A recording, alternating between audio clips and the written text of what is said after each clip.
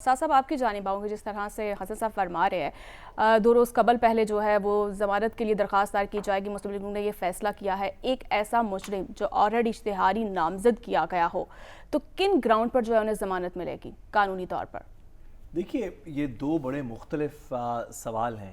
ایک ایسا مجرم جسے اس طرح کی سزا دی گئی ہو اس کو کس گراؤنڈز پہ ریلیف ملے گا؟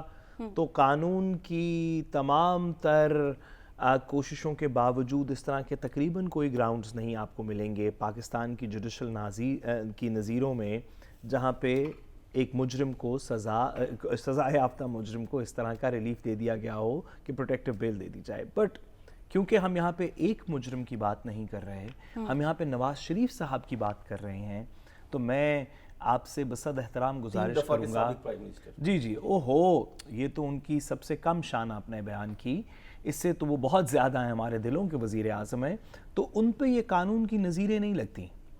قانون کی نظیر یہ ہے کہ سپریم کورٹ کے اندر 30 دن کے بعد ریویو نہیں سنا جا سکتا۔ قانون کی نظیر یہ ہے کہ ریویو کے اندر مٹیریلی ججمنٹ کو چینج نہیں کیا جا سکتا۔ نواز شریف صاحب کے لیے یہ 9.5 سال بعد سنا گیا تھا طیارہ ہائی جیکنگ کیس میں، جس میں پوری ججمنٹ انڈو کر دی گئی تھی۔ تو قانون کی نظیر یا عدالتوں کی نظیریں ایک مجرم پہ کیسے لگیں گی اس کا تقریباً کوئی تعلق نہیں ہے۔ انفارچونیٹلی ماضی میں کم از کم بہت کم تعلق رہا ہے کہ وہ نواز شریف صاحب پہ کیسے لگیں گی۔ میں اس بات کا جواب دینے سے قاصر ہوں کہ کیا نواز شریف صاحب کو بیل مل سکتی ہے نہیں مل سکتی۔ مجھے یقین ہے حب الوطن پاکستانی کے طور پہ کہ ان کو ضرور بیل ملے گی، ہم سب کو اس کے لیے دعا کرنی چاہیے، لیکن اگر کوئی اور مجرم ہوتا تو اس کو یہ پروٹیکٹیو بیل نہیں مل سکتی تھی۔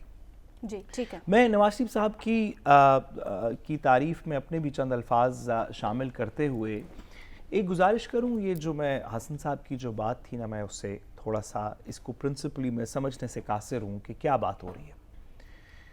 کیا یہ کہا جا رہا ہے کہ لوگوں کی ذہن سازی کی گئی کہ نواز شریف صاحب اور زرداری صاحب اور دیگر لوگ جو اس طرح کے کیسز میں پھنسے ہوئے ہیں کہ وہ چور ہیں اور اصل میں وہ نہیں تھے؟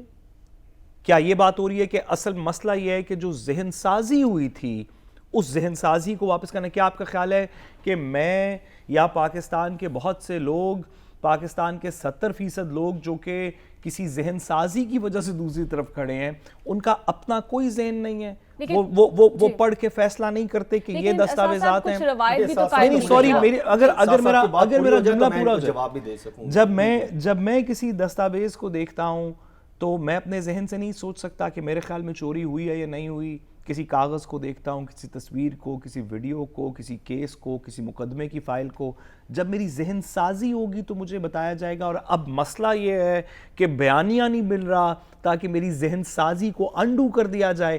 بھائی خدا کا واسطہ ہے، قوم کو اس سے تھوڑا سا زیادہ کریڈٹ دیں۔